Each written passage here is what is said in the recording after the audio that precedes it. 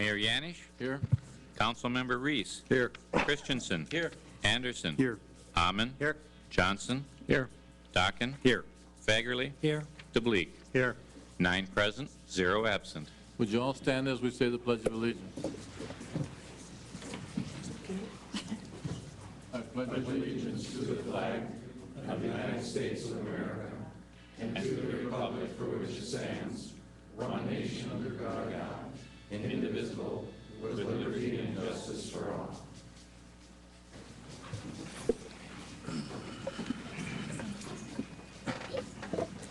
Are there any proposed additions or deletions to the agenda? I have one. I'd like to move item 15 up to right after 8.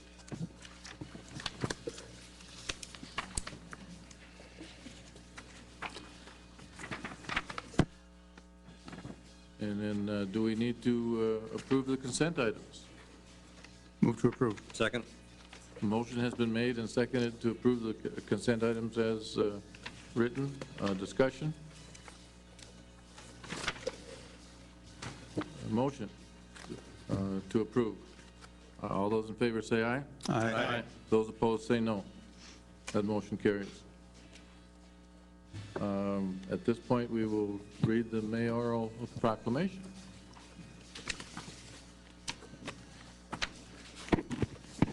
Mayor and City Council, we have a proclamation that we would like to give to Melly Willis, who is the Manager of Outreach and Education Partnerships for the Minnesota Orchestra, and Sarah Hicks, who is a conductor with the Minnesota Orchestra, who are here this evening.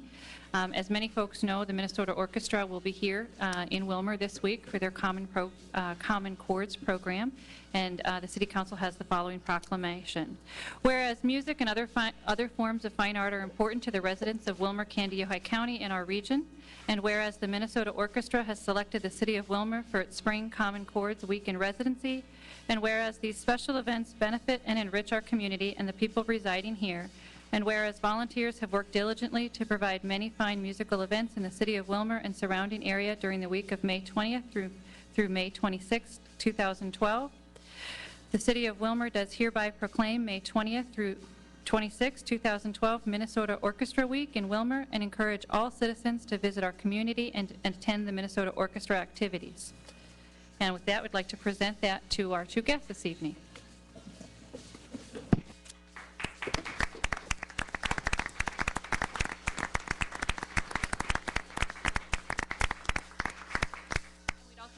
And we would also like to give them a brief opportunity to maybe talk about the week of Common Chords. I'm Sarah Hicks. I just wanted to say on behalf of the Minnesota Orchestra, we are thrilled and delighted to be a part of this community for the week. Looking forward to all our activities, which Melly Willis will tell us about. Mayor, City Council, thank you so much. We really are, as Sarah said, delighted to be here for the week. We have a couple of ensembles of Minnesota Orchestra musicians, as well as Sarah, who are going to be in residence for the full week. We're going to be joined by our colleagues kind of coming through, joining us during the week, day by day, until the entire full orchestra is here, coming Thursday. And we have 2 full orchestra performances we'd just like to encourage anyone and everyone to come to on Friday and Saturday evening at the Education and Arts Center. And in the meantime, we're going to be kind of all over.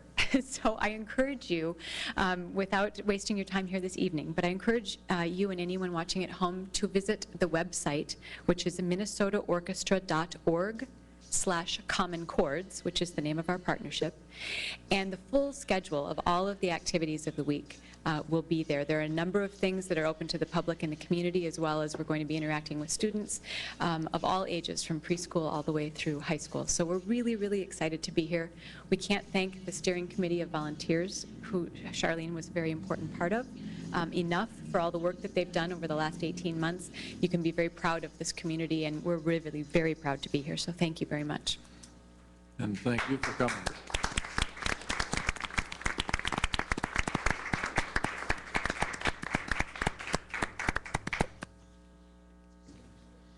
At this point, Laurie, would you like to step up and tell us who you are and what you do? And thank you. On behalf of the Willmar Fest Board of Directors, I'd like to thank Mayor Yanish and the council members, Kevin Halliday, and the citizens of Willmar, and we'd like to just give you a brief outline of some of the activities at Willmar Fest. And I have our 3 Willmar Fest current ambassadors with us tonight, so I'd like to introduce them. You girls want to stand up?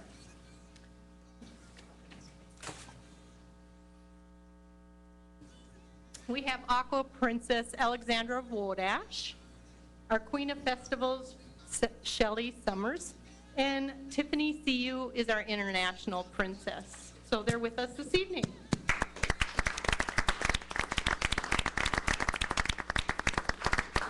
Each year, our Willmar Fest ambassadors do such a great job throughout the state of Minnesota and local surrounding communities, representing the city of Willmar, and we just have a brief little PowerPoint that we'd like to show you some of the highlights of that. So we'll just begin doing that. I'd like to just introduce that this is the 67th community celebration for Willmar Fest. As you all know, it did start out as Coffee Fest in 1945, with the first queen being Phyllis Lundquist. And this is our current logo that we are using for Willmar Fest at this current time.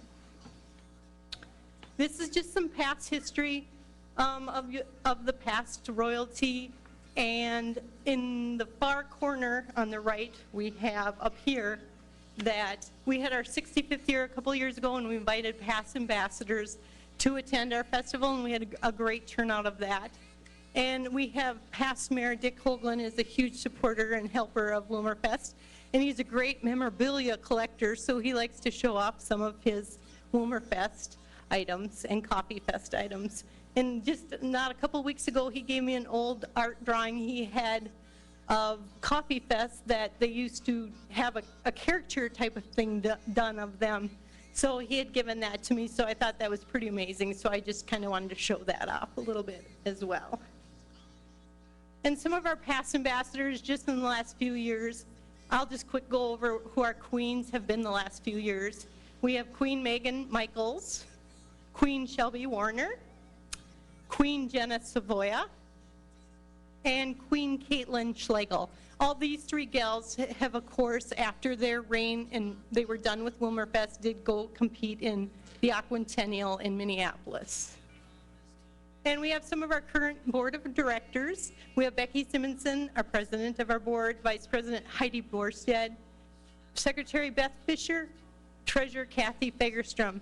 And these 4 have been our outstanding leaders over the year, trying to get our board to run very smoothly throughout the year. We have member-at-large Andrew Knight and Fran and Dave Astrike, and Damon Youngblood, our community administrator, and myself. I do a lot of the PR and a lot of the ambassador type of work. And as you can see, it takes quite a few volunteers and individuals to help us put Willmar Fest together. It's just not the 8 or 9 of us on the board. It takes quite a few individuals, so we have them listed here as well.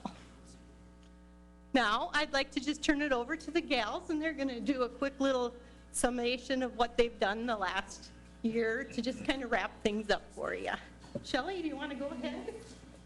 Well, thank you all for having us here tonight. We are very excited. As Lori said, my name is Shelley Summers, and I am the Willmar Fest Queen of Festivals for this year. I'd just like to talk a little bit about what I will be doing after my reign in July. I will be one of the 48 candidates for the Minneapolis Aquatennial.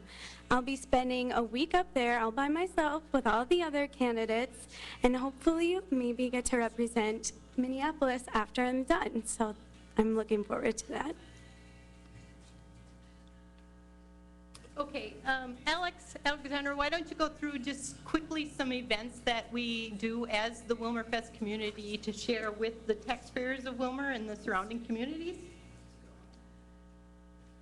Well, as you all know, we do a lot during the Willmar Fest week. Some of the pictures showcased up there include our community or like orchestra that plays during the week.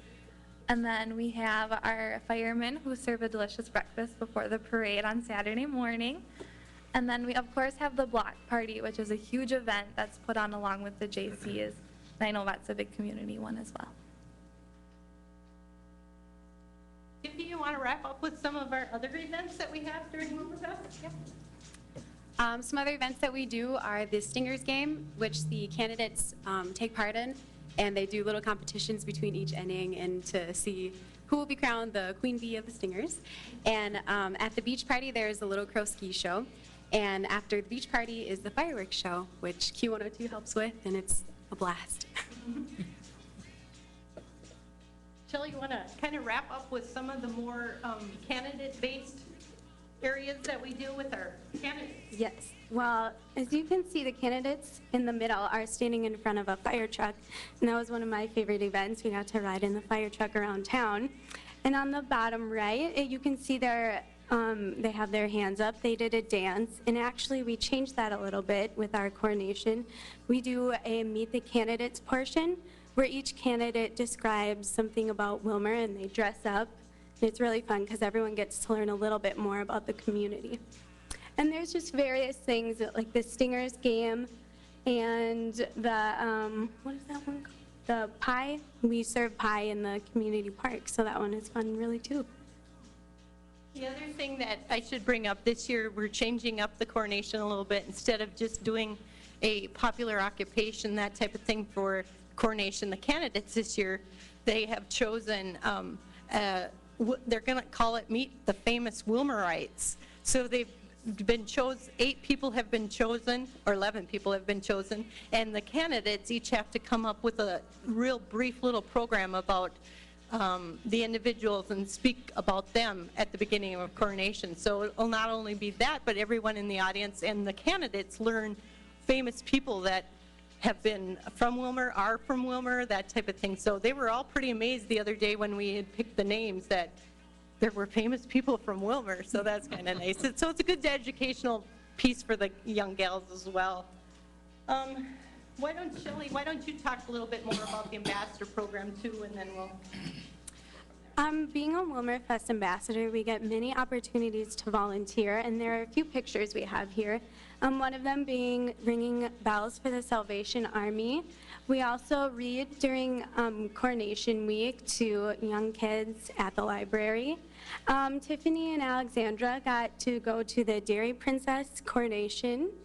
And we also had a lot of people here for the holidays parade. So we have many opportunities to meet a lot of people that we wouldn't have if it wouldn't been for Willmar Fest. Alexandra, why don't you kind of start with your Terra project, talk about what that's about, and then we'll let the other two kind of fill in on that. But we'll let her discuss what the Terra project is about for the ambassador program. Well, each year the ambassadors are asked to give back to our community as they've done so much for us. And then first of all, Tiara stands for Thanks and Action from your Royal Ambassadors. This year we decided that we wanted to work along with the pediatrics unit at Rice Hospital, and we are going to be making a bunch of like the fleece tie blankets for them, and then we'll bring it to them, and then as children are admitted, they'll get the choice that they can have a blanket to cuddle with while they're in the hospital getting better. Okay, Shelley, why don't you finish out kind of like what your plans were and what you did? Okay. Well, we had to come up with money somehow, so we had a silent auction at our gala, which was on Saturday, and we were able to raise over $600 to make blankets. So that was really great that we got to do that. Tiffany, why don't you kind of just explain with that program, real briefly, what you've learned so far with doing that program? Well, we've learned that putting on a silent auction, first off, is a lot of work. But we also learned that the community of Willmar is just really giving, because we called so many businesses, and a lot of them were really willing to donate items for this Terra project of ours. And so, I don't know, Willmar is just really generous, and so we're really looking forward to providing those blankets for the pediatric unit at the hospital. Okay, and just some various communities and festivals that the ambassadors have visited over the years. Shelley, why don't you go ahead and kind of briefly talk about the different areas you've been at? Well, we've been to more local surrounding communities such as Belgrade, Bruton, New London, Spicer, and we've also had the opportunity to travel. We went to the South Dakota Snow Queen Festival and also the St. Paul Winter Carnival. And so that's been really fun in our year, getting to meet all of these other ambassadors and see how other communities celebrate themselves. This is a schedule of our events that we have planned for the upcoming Willmar Fest celebration. As you can see, we've got quite the agenda lined up. I'll just briefly talk a little bit about some of the main events. Of course, our Thursday night block party with the J.C.'s is always such a great event for the city of Willmar and the residents to partake of downtown Willmar, which we are so excited to have. And they have their agenda. We do our junior coronation, the kiddie parade, and they have their various activities, you know, scheduled for that as well. Friday, we have our community barbecue and Stinger ball game that we partake in, which has been a great asset to the community, and we just loved having that game. And the out-of-town guests that come for the weekend have enjoyed going to the Stinger game, and it's a great enhancement for the Willmar Fest program as well. Saturday, of course, is our big day. We have the Fireman's Pancake, the Rice Memorial Hospital, Foot Lake 4, and of course the parade. And in the afternoon, we have our coronation, and then we'll end up with the beach party and fireworks in the evening. So that's kind of some of the wrap-up of our events. We do invite other dignitaries of the area, Aquatennial, South Dakota, Montevideo. We try and get Winnipeg to come down and visit so that that group does partake for the whole weekend and stay in Willmar and get involved. And we develop quite the reciprocity with these communities, so it's really nice that they come and enjoy Willmar. So we'd just like to thank you all for your support every year for Willmar Fest. We couldn't do it without the whole community being involved, all the volunteers in the city of Willmar residents. So we just like to thank you, and if you have any questions, please ask. We'll make Damon answer them. And we just thank you again for all your support. Thank you, Lori, for everything that you do. I should tell you, this young lady is tremendous. She points me in the right direction where I need to go and tells me where and when and what I'm supposed to be doing and this type of thing. And I'm just absolutely amazed at how organized this whole festival is. And thank you so much for what you do, Lori. I appreciate it. And thank you. I am so proud to be the mayor of Willmar, just because of people like yourselves that I'm really proud of in the things that you do and the representation that you give our city and our area. Thank you so much. You're doing a great job. They do.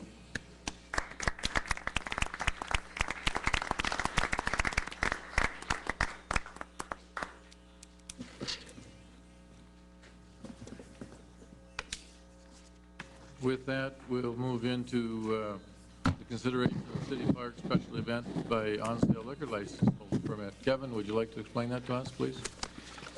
Mayor Yanish, members of the council, you have before you a City Park special event by an on-sale liquor holder. This year, the Willmar Fest Board, in conjunction with Dave Baker of Baker's Eagle Creek Eatery, LLC, is holding a beach party. And the beach party will obviously include what you've seen before, where we have the ski party there, the fireworks, or the ski show rather, and we are attempting something new this year where we have food vendors and a band and the alcohol that will be sold by Mr. Baker and his crew.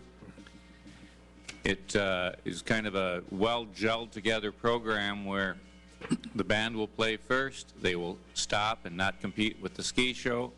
They will play between the ski show and the fireworks, and so it just makes a whole afternoon where people can enjoy the beach activities from approximately 6 o'clock on through 10:30, maybe when the fireworks end.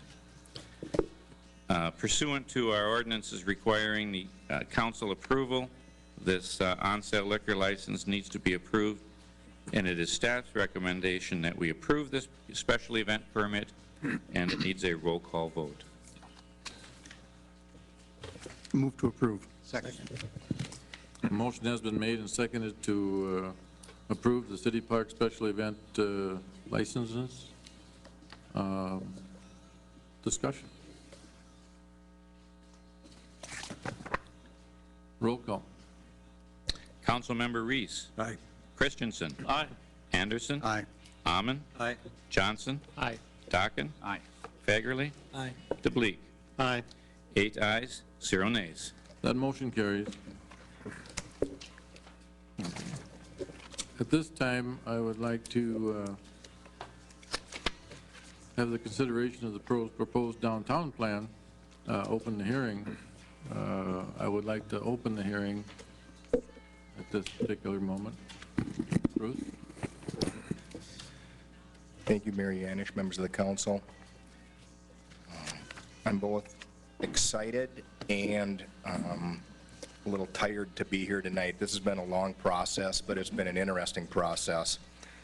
As you'll recall, last fall, the downtown planning process was initiated by Mayor Yanish. He wanted to get a new start of looking at our downtown plan, reviewing the document that existed previously and trying to determine where the relevancy stood. The plan process was supported by our new city administrator, Charlene Stevens, and the plan was ultimately prepared by 3 individuals, Adam Arvidsson of Treeline, Megan Sauer, staff planner, and myself.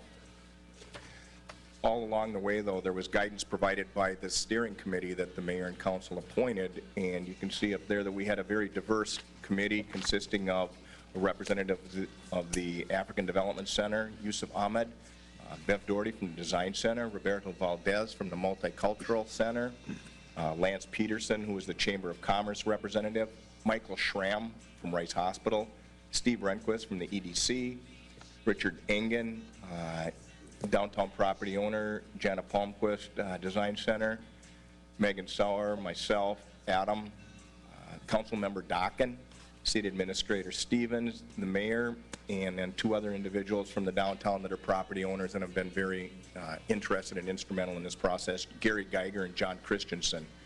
And I hope I didn't forget anyone. The most fun thing about this process was to see the way the public reacted to it. We knew that in order to be successful, we had to start out right from the start, engaging the public in the process, and that was done by trying to incorporate the views of a variety of individuals and groups consisting of citizens, business owners, the building owners, the ethnic communities, government and institutional stakeholders, elected officials, staff, our consultant, and the steering committee. As I mentioned, the process began about 6 months ago with a public meeting in December. At that meeting, items of discussion included the history of planning in the downtown, several planning exercises, and a great amount of time trying to identify downtown priorities.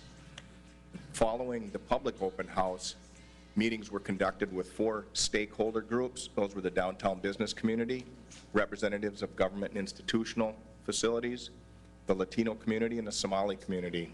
And we had very good attendance at those meetings. After we had met with all the individuals, gathered all the information, we sat down and narrowed the focus from everything that was received for priorities and information from the public into 5 main topic areas. And then there was 19 plan elements that I'll talk about in a little while that resulted from the 5 main topics. Following the development of the draft plan, it's gone through internal review by the steering committee, the planning commission, and the community development committee of the council. There was a public presentation and review of the draft plan last month, and that brings us to tonight for the public hearing and anticipated plan adoption. One of the exercises conducted at the public meeting was to try to identify the public perception of what the major access points were into the central business district. And this map represents the ideas that were offered by the people at the public meeting, and the size of the arrow represents the intensity or the level of frequency of the response. So you'll notice that the 3 major points of access are Becker Avenue, or Litchfield Avenue, I'm sorry, off First Street, 3rd Street off of the bypass, and then coming from the west on Highway 12, either to Litchfield Avenue, which doesn't exist but was a desirable point for people in attendance, And the other option there is to take 7th to Becker and then access in from the west on Becker. And something to note is that the number of responses received for the 3rd Street access as well as the western access equals the amount of the responses that were received for the access from 1st Street. So people's perception of access is pretty well balanced for our downtown. Another exercise that was conducted at the meeting dealt with the whole concept of the downtown boundary, or the boundary of the central business district. People were asked to define on a map where they thought the downtown was. An example would be that the dashed line on this drawing is the current outline of the central business district that's used for zoning purposes. You'll notice there's a darker orange area in the center, so that means that pretty much everyone agreed that that was part of the downtown. And then as you go out from the center, the orange shades get lighter, and that indicates with less frequency that people believe that's part of the downtown. One of the things we are going to take a look at is to redraw the boundary of the central business district so that it better represents the public's perception of the downtown and really how the central business district functions today. As I mentioned earlier, the plan consists of 19 elements in 5 main topic areas. Each element in the plan has specific policies, steps for implementation, and a timeline for implementation. The timelines are broken out into 3 different areas. There's a short-term timeline, 0 to 5 years, medium-term, 5 to 10 years, and long-term, 10 to 15 years. For each element, a champion has been assigned, and there are implementation partners listed so that we have a clear understanding going into this of who's responsible for accomplishing or implementing the various sections of the plan. And it's important to note that it's not all city-driven. A lot of these planning elements will be driven by the private sector. Also, for each element, preliminary and potential funding sources have been identified. I'm going to briefly go through the main topic areas and talk about the elements that fall within each topic. The first topic area is the access, movement, and parking element. And under that topic, we have 4 elements. The first one is to establish downtown gateways and to improve vehicular access. Second element is to improve the pedestrian environment and connections into and out of the downtown. Element number 3 is to perform a downtown parking study. And element A4 is to implement the Becker Avenue plan, the complete streets portion that deal with traffic, pedestrian, and bicycle movement on Becker Avenue. This drawing shows the proposed area for the 3 gateway designations, and they are the 3 areas that were the predominant access points as recognized by the public at our meetings, and that consists of Litchfield Avenue at first, 3rd Street off of the bypass, and then a gateway coming in from the west, either indicating a straight-in access on Litchfield if that was ever accomplished, or a right and a left on 7th and Becker. The second topic deals with open space, green space, and trails. The 4 elements under that topic include the implementation of the Becker Avenue plan as it relates to the establishment of additional green space and trails downtown, the extension of the Glacial Lake State Trail into the downtown, the creation of a downtown trailhead for the state trail at Selvig Park, and the 4th one is to improve the urban forest to encourage additional plantings and tree cover in our downtown. This is a drawing of the Becker Avenue plan that the council adopted the concept of approximately a year ago, and it deals with not only access and or vehicle access and pedestrian access, but it also deals with storm drainage, expansion of Selvig Park, the creation of a central park area, and the redesign of the Becker Market concept so that we have a convertible street on Becker Avenue to use for festivals and other major outdoor uses. Third topic was dealt with building conditions and aesthetics downtown.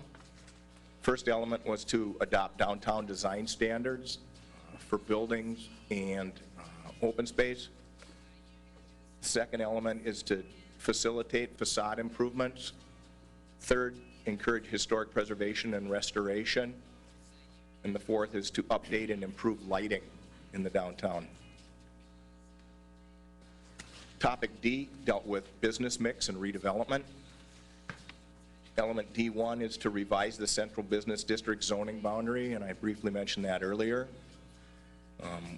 We are looking to have greater density urban use in the areas that are adjacent to the current downtown, and one way we can do that is to expand the central business district zoning boundary to allow those increased densities. Second element is to encourage redevelopment on targeted sites. Third, to encourage restaurant and retail development. Those are the two service areas that the public felt were most lacking in our central business district. Element D4 is to support and maintain cultural, governmental, and institutional uses downtown. The plan identifies major sites for redevelopment, and you can see that those are identified as a 1, 2, 3, and 4. Number 1 is the Mills property, that block downtown that's predominantly vacant right now. Number 2 is the former Erickson's property on Litchfield Avenue. 3 is the Rice Hospital parking block along First Street. And 4 are parking lots and underutilized areas that are near the gateways. So that we've got, the gateways are to help the public identify the downtown. They're to be a visual cue that you are in the downtown and you should expect an urban environment. And one of the ways to do that is to make those key redevelopment sites so that we can earmark particular urban density development for those locations that will give people a clear signal that they are downtown. This map shows the location of existing cultural, governmental, and institutional entities. And it brings us to the 5th topic, the final topic, which is housing. The housing elements are to analyze the existing downtown housing, promote higher density development at the central business district fringe. We want to create a higher population density to create a population mass that will create a greater need for downtown goods and services. And the third element is to increase and improve downtown housing. This is the major plan drawing, and it really incorporates all the elements that were discussed and dealt with in the plan, everything from gateways to access points to redevelopment sites, historical and governmental institutional buildings, as well as trails and pedestrian access. The main reason we're here tonight is to consider this plan, and the resolution that's been prepared that will adopt this plan calls for the repeal of the current comprehensive plan section that deals with the downtown. The verbiage up there in white is the current language in our central business district portion of our comprehensive plan, and if you look at it, you'll see that it's very consistent with our goals in the new plan. It just lacks the clarity, it lacks the assignment of responsibility, and it's really duplicative of what we're trying to do tonight. What I would recommend to the council is that we move forward with the adoption of the resolution that will adopt the new plan. I believe the new downtown plan, by replacing the current section, will provide a better framework to accomplish the former goals, objectives, and policies that were determined in the comprehensive plan, and that the new plan offers a fine substitute of thinking that's still very consistent with the former plan, but provides better clarity and better accountability for accomplishing the goals and objectives of the plan. Thank you. Thank you, Bruce. Don't run away. Very fine presentation, by the way. The public hearing has been opened. Is there any questions of the general public? If not, I'll turn it over to the city council. I'll close the hearing and turn it over to the city council. I will close the hearing. Are there questions from the city council? Councilman Reese. Bruce, just a quick one on the last slide that you had. And just a clarification. I may understand it, but I'd like to have you just clarify D a little bit. Support groups such as the Design Center. What does that support? I mean, we're going through the budget process and we're tight, and that's my concern. So I don't know what that means. Well, this is language, it's in our current comprehensive plan that would be repealed by the new plan. In the new plan, the Design Center remains a predominant partner for implementing the plan and accomplishing the goals and objectives of the plan. This language in D here is simply the language that the council adopted 2 years ago when you approved the comprehensive plan, and again, this language would be repealed if the plan resolution is adopted this evening. So the new plan replaces it in its entirety? In its entirety, yes. Thank you. Any other questions or comments? Councilman Bleak? Yeah, Bruce, you have on, A and C, would those be, encourage the restoration of the Litchfield Avenue southeast, southwest? For direct access, you're talking about opening up that bypass. Would that be, if it was approved by MnDOT, would that be a total city cost to do that project, or? No one's thought that far ahead. It's this, again, remember, this is language, it's in the current comprehensive plan that would be replaced by the new downtown plan. Certainly, access into the central business district from the west remains a high priority, and what remains to be seen is the most feasible way of accomplishing that. Right now, we know it's 7th Street and Becker Avenue for access into the downtown. If there becomes a process or a movement afoot to try to reevaluate the opening at Litchfield Avenue, certainly Litchfield Avenue Southwest, there's no way that could be accomplished without directly involving DOT. And, we've been in contact with them over the years on this subject and have kind of played to a stalemate. There hasn't been a lot of interest exhibited by DOT, but they have indicated that they would consider options as the city continues to develop options. So they'd still be a player. And within the new plan, the DOT is listed as an implementation partner on any of the highway access issues that are downtown. And then when it comes to the development or redevelopment of some of those, you mentioned the Mills lot, some of those other areas in the downtown, what tools do we have left? Do we have, tax increment financing? What type of tools is there to help encourage the public-private partnership in redeveloping those areas? Tax increment financing has been pretty well gutted by the legislature. It's still available for certain projects. It's more specifically used now for what you would call an economic development project or an industrial development project, manufacturing, production, warehousing, distribution, those types of uses, technology development. It wouldn't be too likely to be used for downtown development. It could be done as a redevelopment district, but there the city would have to make certain findings having to do with the quality or blighted condition of adjacent properties. So there's very specific findings in statute that have to be followed. Probably a more realistic approach on a project like that would be to consider some form of abatement based on the project that would be proposed. That's a tool that's certainly still available to local units of government. There are some other state programs that might be applicable. The Minnesota Investment Fund, again, that's tied to tax-based creation and job creation. And I know the legislature did not fund that very strongly this past session, but the public tools are becoming fewer and further between. Okay, thank you.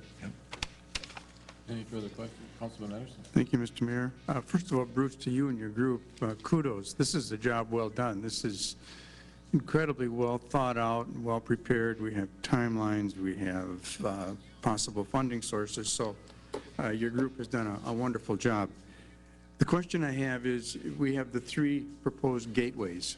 What kind of signage, or I mean, what are we going to do to make those entrances attractive, or aren't we going to, or what is that really going to involve?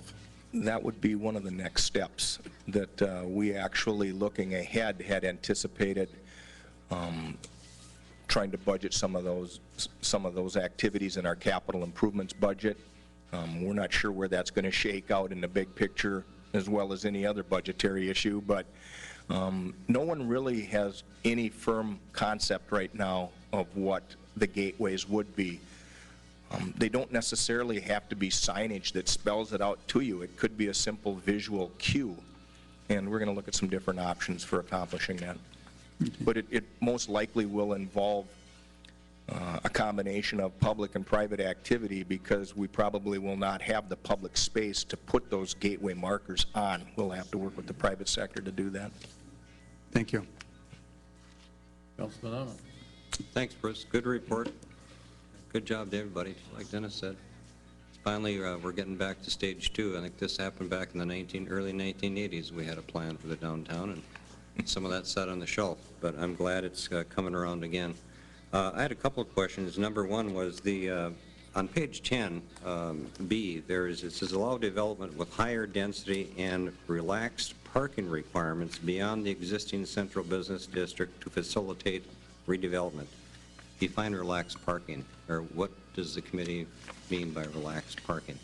Our current central business district zoning does not require that new development provide on-site parking, contrary to the rest of the community, where if you're developing any type of commercial, institutional, industrial facility, you have to provide parking based on a formula spelled out in our zoning ordinance. That is not required in a central business district. Historically, central business districts have been viewed as the walkable portion of the community, and that's what we're trying to get back to. There will always be a need for peripheral parking, but we think that we can achieve the densities, achieve the massive development, the massive population that we need by the downtown if we can relax some of these parking standards. So that'll all be part of the consideration given when the Planning Commission looks at a revised central business district boundary. How far out can we go with that boundary and reasonably offer those urban design concepts such as relaxed parking, the more rigid urban design standards that the Planning Commission's been working on with assistance from Adam. And you know, the downtown is different from the rest of the community. It's the core. It should be the activity center. It should be pedestrian based. People should be able to get in and out of the downtown very easily for goods and services. And this plan, quite frankly, focuses more on the pedestrian access than it does on building new parking. But one of the issues identified in this plan is parking and the need to do a parking study so we can see what our current conditions are, make some assumptions for future development, and then put together a plan of how we'll attack that. Another question regarding the parking, Bruce. Was there any talk or discussion on meters or extending the, when you say relaxed parking, does that mean consumers that want to go to downtown area that don't have available parking in the immediate downtown close to their building can park on the adjacent streets south, east and west, or preferably west and south of the hospital area with restrictions on parking times? Is that going to be considered also as far as time limits? Or? This plan has not gotten into those details. That will be part of the implementation process. Historically, a lot of that burden for providing public parking in central business districts for communities our size falls on the local unit of government. in the metropolitan areas, you've certainly got your private providers with for-profit lots, and they operate very successfully. The space is worth a lot of money, and they operate their facilities very profitably. We, for the most part, do not share that luxury in greater Minnesota. Thank you.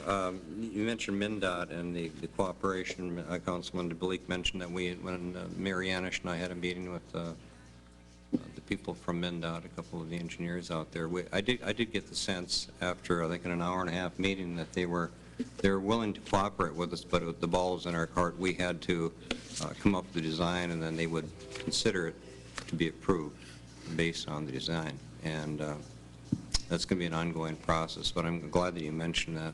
Good to see that they're going to participate. At least I hope they'll participate and finally come into some kind of consensus what our options will be. So I think that's a big move forward, because the east side or the west side entrance is important. It's been talked about for quite a while. The other question I had was on page 7, topic D, element D4. It says support and maintain cultural, governmental, and institutional uses downtown. I'm assuming by that, and I know we haven't gotten to that implementing those stages or how we're going to do it, but one online question that I've been wondering, and it's been talked about for many years, is what's going to happen with the courthouse downtown. What's the county's long-term goal on that, what they plan on doing, and that's a very big piece of the puzzle for the downtown area, and I just wonder if that was discussed, or is it going to be discussed by what committee? Well, it hasn't been discussed in detail because, again, that was just a parameter for the future we thought was important to include in the plan. If you do not support the maintenance of your existing facilities, whether they're cultural, institutional, governmental, commercial, whatever, it's difficult to attract new.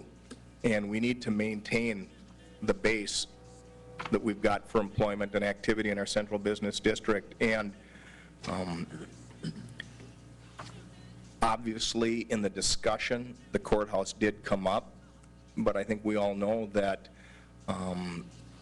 simply having a plan saying that we support the maintenance of the courthouse in the downtown doesn't tie the county board's hands at all in how they deal with that issue.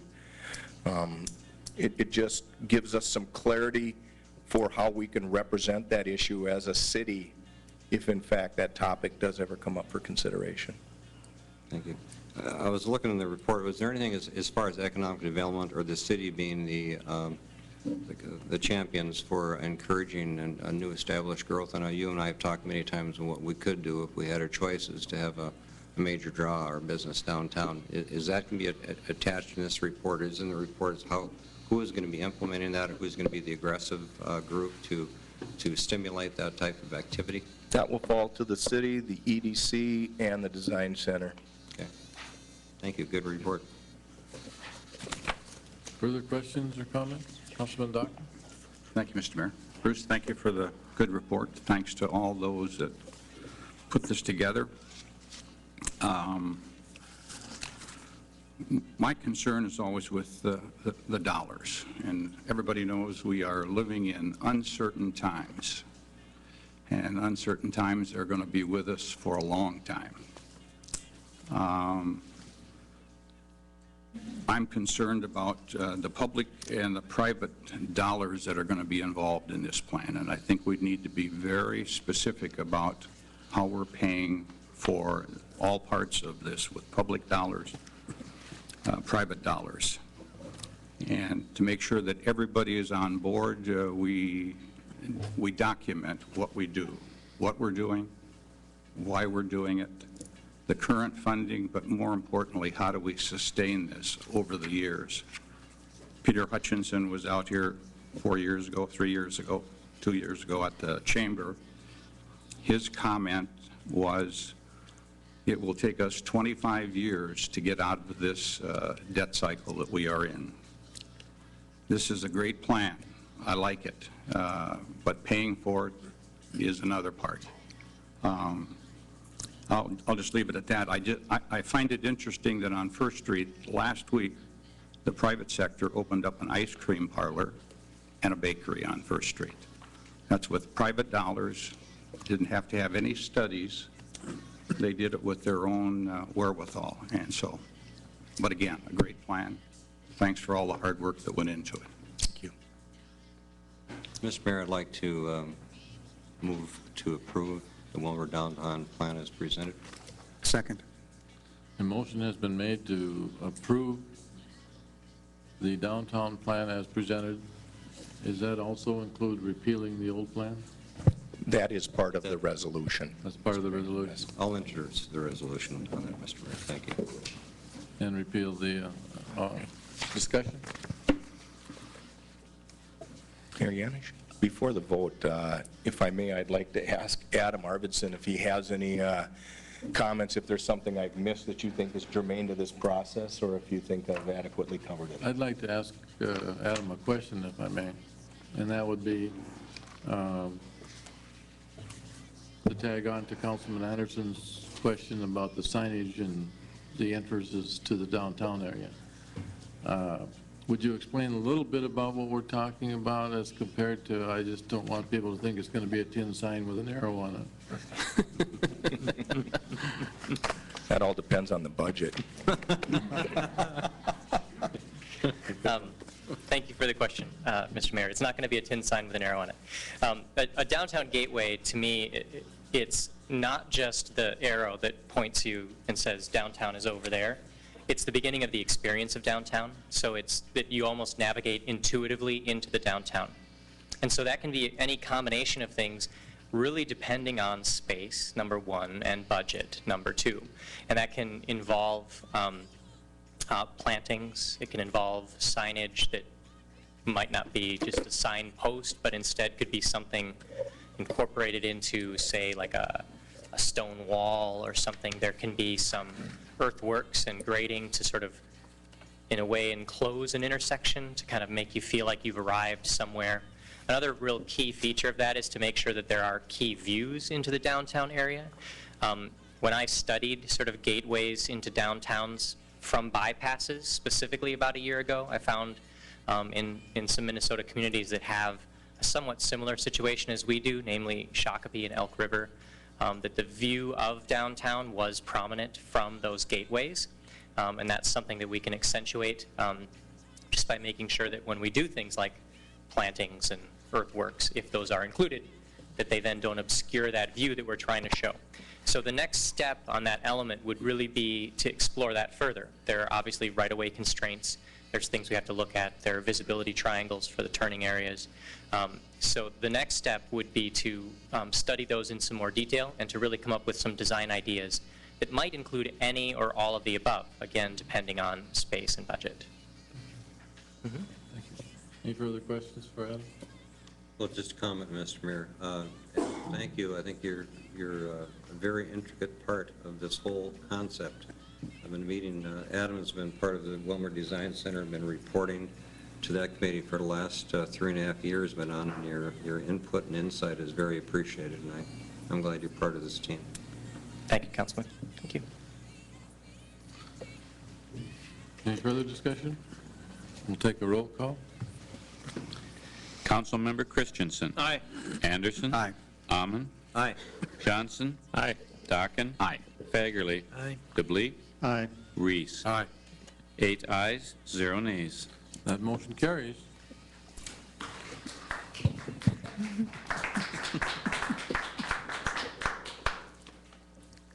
At this time, we'll have the Labor Relations Committee report for May 8th.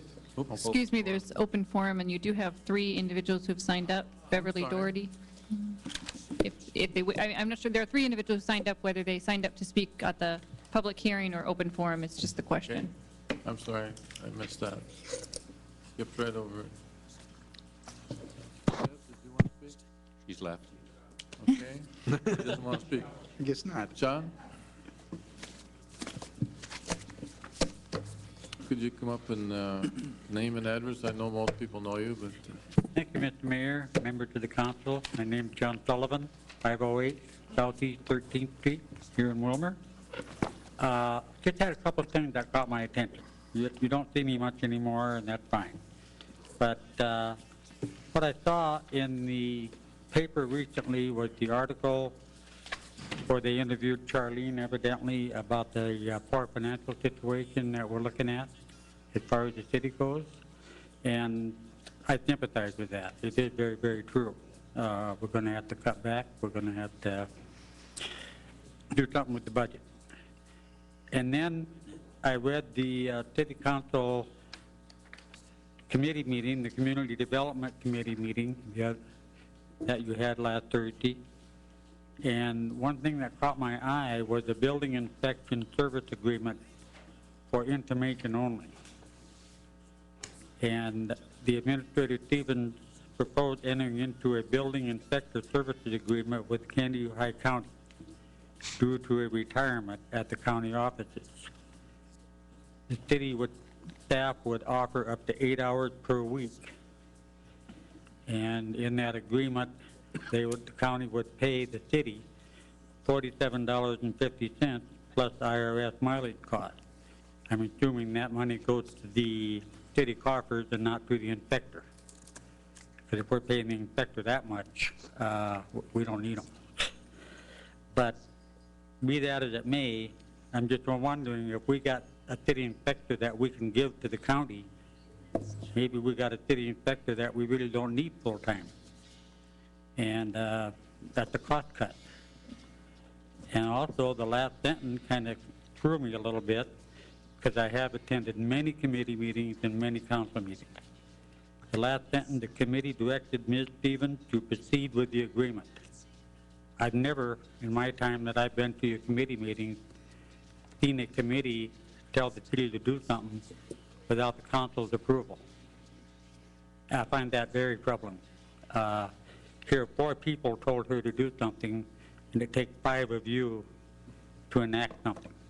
So, and it doesn't say that it's a resolution. So they just told her to do it, and I'm assuming it's been done. So that's all I have on that. The other thing I read with interest, the city council work sessions on April 16th. Again, you're talking about the capital improvement plan, your budget trend. It looked like a lot of discussion was made on the condition of our roads and road improvement and why we only do 2 or 3 miles a year. I have mentioned in the past many times that I would rather pay on my taxes $50 to $100 a year or more, knowing that when it's my street turn to be fixed, it's going to be paid for, instead of all of a sudden getting a bill for $4,000 for my street improvement. Why can't we build a fund? We're a big enough city that we can collect those taxes in advance, put it in a special fund, draw interest, and when it's time to fix the street, it's paid for. You don't have to assess the property owner. And I realize my street is a pretty good street. It probably won't be fixed in my lifetime. But I'm willing to pay for other streets to be fixed. And I just think it's a wise way to raise money to fix streets. And in 10 years, we could probably fix half the town. If the interest rates go back up and we collect whatever you decide on, $50 to $100 a month more, particularly for a road improvement fund. Now, I know I haven't seen how they do it, but the city of Waconia has a 15-year plan. They have a beautiful map.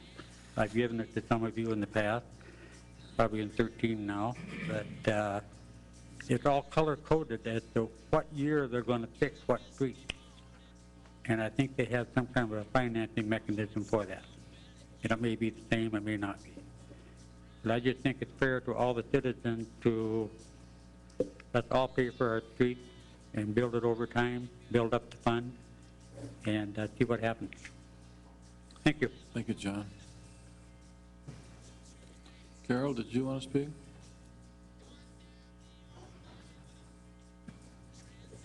Carol Lommer, 1313 LA Avenue Northwest. Thank you, Mayor and City Councilman, for allowing me to speak. And I'm just here to say thank you, Mayor, thank you, Charlene, thank you, Bruce, and Councilman for approving this downtown plan.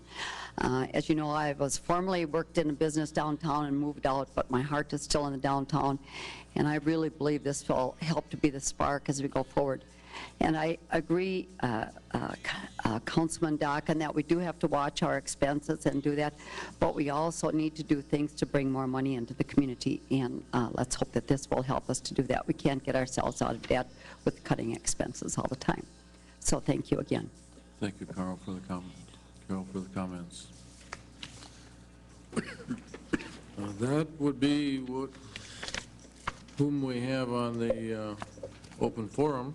So now we'll move into the Labor Relations Committee report for May 8th. Councilman Ahmed. Thank you, Mr. Mayor and Council. We met Tuesday, May 8th, conference room 1. Item number 1 on the agenda was the Willmar Municipal Utilities General Manager's position, which is for information. Mr. Baker, who's one of the commissioners on the municipal utilities, provided the committee with an update on the organizational analysis conducted by Springstead, Inc., as well as the municipal utilities' desire to move forward with the hiring process for a general manager. Mr. Baker shared copies of the proposed job description and profile for the position of the general manager and discussed the potential of using Springstead to conduct the executive search for the Willmar Municipal Utilities. Mr. Baker discussed the challenges in finding a position and filling such a position, and stated that a salary range could be from $90,000 to $140,000 or $150,000. Committee members expressed their support for the proposed hiring process, specifically the use of Springstead to conduct a search, and stated a preference that the city administrator be included in the search process. Item number 2 is the organizational structure of the Willmar Municipal Utilities and the discussion of potential opportunities for partnerships between the municipal utilities and the city of Willmar. And this is for information that Mr. Baker discussed possible changes in the municipal utilities operating structure, such as organizing by function rather than by department. Mr. Baker also stated that the report had identified some possible opportunities for partnership between the city and the Willmar Municipal Utilities, such as human resources, information technology, accounting, safety or environmental compliance. And Mr. Baker said that he hoped the city would be open to such discussions. Councilman Christensen suggested that the city and MUC should be considering outsourcing of payroll, and Mr. Anderson, Councilman Anderson, stated that it was worthwhile to consider opportunities for working together. And I just want to add that that was the consensus of everybody on the committee, that we need to stretch our imagination and see if we can work together. And this may be an opportunity at this time, since the change in management, to maybe move forward with some things we've been thinking about or considering. Item number 3 was for miscellaneous for information. Ms. Stevens informed the committee that the police officer, Dale Wagner, had given his retirement notice to the city and would be retiring at the end of June. Ms. Stevens stated that she was also going to be clarifying how employees provide proper notice in order to be eligible for the city's early retirement program. Ms. Stevens stated that the open-ended notices would no longer be accepted. It has to be definitive. Ms. Stevens updated the committee on preparations for arbitration with the LELS, that's the Police Department Union. Also, Councilman Anderson suggested that the city consider conducting an organizational structure analysis and utilize Springstead for the same, much like Candy-White County and the Willmar Municipal Utilities. Ms. Stevens stated that she would develop a scope of work and obtain a cost estimate from Springstead and bring it back for further information. Being there is no further business, we close the meeting at 5:45, and I will move to file the minutes unless there's any questions, Mr. Mayor. Second. A motion has been made and seconded to file the minutes of the Labor Relations Committee report on May 8, 2012. Discussion? Councilman Steigerle. Thank you, Mr. Mayor. In regards to cooperation with the utilities, I think the hospital should be involved too, because they've got technology, human resources, maintenance people. That's a good point. So, that's all I have. Thank you for bringing that up. All those in favor say aye. Aye. Those opposed say no. That motion carries. Finance Committee report for May 14, 2012. Councilman Anderson. Thank you, Mr. Mayor. First item on our agenda was a fire department retirement allocation. Staff explained to us that the change in retirement plans from the Firefighter Relief Association to the state PERA system, the city experienced a $14,552 obligation during that transition period. As had been discussed during previous meetings, this annual cost should be reduced to zero until the year 2017. The 2012 budget currently reflects $25,000 appropriated for this expenditure. It's being requested that the 2012 budget be amended by reducing the amount allocated for the expenditure from $25,000 to $14,552 to more accurately reflect costs. Further, the budgeted difference should be transferred to non-departmental to be available for future budget issues as they may surface. Following discussion, there was a motion made, seconded, and passed, and I would introduce a resolution amending the 2012 budget by reducing fire department expenditures by $10,448 and increasing non-departmental expenditures. Second. A motion has been made and seconded to introduce the resolution amending the 2012 budget by reducing fire department expenditures by $10,448 and increasing the non-departmental expenditures. Discussion? Roll call. Councilmember Anderson. Aye. Amon. Aye. Johnson. Aye. Dockin. Aye. Fagerly. Aye. DeBleek. Aye. Reese. Aye. Christensen. Aye. 8 ayes, 0 nays. And that motion carries. The second item was Rice Memorial Hospital, and they discussed their first quarter financials with us. Rice Hospital CEO Mike Schramm and CFO Bill Fensky reported to us that the first quarter of 2012 reflects a net loss of $476,101. Hospital revenues were less than budgeted, in part because inpatient services and surgeries were significantly lower than anticipated. Net expenses for the quarter were at budget. Debt service coverage was 2.0, which remains greater than the debt covenant requirement of 1.25. We had a lengthy discussion with question and answers, and we took that matter for information. Following them, we had the Willmar Municipal Utilities to discuss their first quarter financial. And the utilities interim co-manager, Larry Heinen, reported to the committee that the first quarter of 2012 reflects a net income of $965,109. Utility revenues have increased overall, yet water consumption continues to decline. Expenses also show a decrease in 2012. Again, after discussion and questions and answers, we took that for information only. Fourth item was Willmar HRA Bethesda Conduit Financing. HRA Executive Director Joe Bankston explained to the committee that the HRA has received a request from Bethesda Health and Housing to issue conduit bonds for the purpose of consolidating existing principal bond debt and saving interest expense. The HRA Board of Commissioners has formally approved this request, and it was noted that since this is a refunding project, a public hearing is not required. Bethesda is looking to refinance 1998, 2004, and 2009 nursing home revenue bonds. It was noted that this bond issue will not be an obligation of the city, nor will it reduce the city's bonding capabilities. Following discussion, there was a motion made, seconded, and passed, and I would introduce the resolution approving the issuance of nursing home revenue refunding notes for Bethesda in an amount not to exceed $10,400,000. Second. A motion has been made and seconded to introduce the resolution approving issuance of the nursing home revenue refunding notes for Bethesda in the amount not to exceed $10,400,000. I see Jill is here. Are there any questions, Jill? If not, is there a discussion? Roll call. Councilmember Amon. Aye. Johnson. Aye. Dockin. Aye. Fagerly. Aye. DeBleek. Aye. Reese. Aye. Christensen. Aye. Anderson. Aye. 8 ayes, 0 nays. And that motion carries.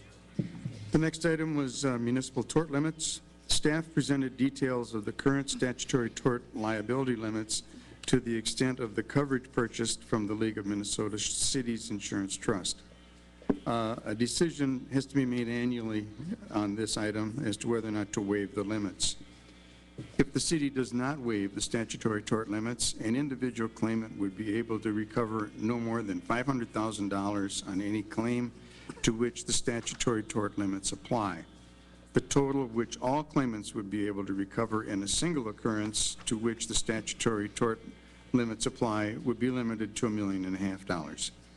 If the city waives the statutory tort limits and purchases excess liability coverage, a single claimant could potentially recover an amount up to the limit of the coverage purchased, the total of which all claimants would be able to recover for a single occurrence to which the statutory tort limits apply would also be limited to the amount of coverage purchased, regardless of the number of claimants. Staff recommended not to waive the statutory tort limits at this time. Following discussion, there was a motion made, seconded, and passed, and I would introduce a resolution stating the city will not waive the statutory tort limits. Second. A motion has been made and seconded to introduce the resolution stating that the city will not waive the statutory tort limits. Discussion? Roll call. Councilmember Johnson. Aye. Dockin. Aye. Fagerly. Aye. DeBleek. Aye. Reese. Aye. Christensen. Aye. Anderson. Aye. Amon. Aye. 8 ayes, 0 nays. And that motion carries. The next item was Industrial Development Fund budget amendment. Staff explained that the city had planned to sell excess land and develop the old airport site during 2012. Local option sales tax funding expires at the end of this year, and land releases were anticipated. However, due to the delay in receiving the land releases and the time needed to develop the plan, the city and the project would be better served by delaying $4 million in development costs until 2013. Further, the 2012 budgeted revenues would be reduced by $756,711 for land sales and rental. Following discussion, there was a motion made, seconded, and passed, and I would introduce a resolution amending the 2012 Industrial Development Fund budget by reducing land sales and rental revenues by $756,711 and by reducing development expenditures by $4 million, and to transfer these amounts to the 2013 industrial development budget. Second. A motion has been made and seconded to introduce the resolution amending the 2012 Industrial Development Fund budget by reducing land sales and rental revenues by $756,711 and by reducing the development expenditures by $4 million, and to transfer these amounts to the 2013 Industrial Development budget. Discussion. Roll call. Councilmember Dockin. Aye. Fagerly. Aye. DeBleek. Aye. Reese. Aye. Christensen. Aye. Anderson. Aye. Amon. Aye. Johnson. Aye. 8 ayes, 0 nays. And that motion carries. The seventh item was the 2012 departmental budget amendments for car allowance. The staff reported to us that due to the council's determination to reassign vehicles, labor contracts require car allowance payments in lieu of vehicle used for affected employees. Historically, these payments have not been funded by the applicable department. Consequently, a budget amendment is required to reallocate $12,983 from non-departmental to police department, $4,200, fire department, $4,261, and engineering, $4,521. Following discussion, there was a motion made, seconded, and passed, and I would introduce a resolution amending the 2012 budget by reallocating $12,983 from non-departmental to the police department for $4,200, fire department for $4,261, and engineering for $4,521 to meet car allowance obligations under the labor contract. Second. A motion has been made and seconded to introduce a resolution amending the 2012 budget by reallocating $12,983 from non-departmental to police department, $4,200, fire department, $4,261, and engineering, $4,521 to meet car allowance obligations under the labor contracts. Is there discussion? Roll call. Mr. Mayor? I'm sorry. Go ahead. Thank you. Just a question. The, all the department budgets, are the department heads' salaries figured into that? Doesn't that come from their budget? Yes, that is correct, they are. Then why wouldn't this amount come from their budget instead of from non-departmental? They were not, but it occurred after the 2012 budget had been established. So that from here on out, then for 13, it'll be part of their Correct. department budget? Yes, correct. Okay, thank you. Further discussion? Roll call. Councilmember Fagerly. Aye. DeBleek. Aye. Reese. Aye. Christensen. Aye. Anderson. Aye. Amon. Aye. Johnson. Aye. Dockin. Aye. 8 ayes, 0 nays. And that motion carries. The next item was street program financing, and we got multiple resolutions here. Staff presented the 2012 street improvements budget for bids received for street project number 1. The other projects in this budget remain as engineers' estimates until such time as bids are let. Following discussion, there was a motion made, seconded, and passed, and I would introduce a resolution adopting the 2012 street improvements budget as presented. Second. A motion has been made and seconded to introduce the resolution adopting the 2012 street improvements budget as presented. Discussion? Roll call. Councilmember DeBleek. Aye. Reese. Aye. Christensen. Aye. Anderson. Aye. Amon. Aye. Johnson. Aye. Dockin. Aye. Fagerly. Aye. 8 ayes, 0 nays. That motion carries.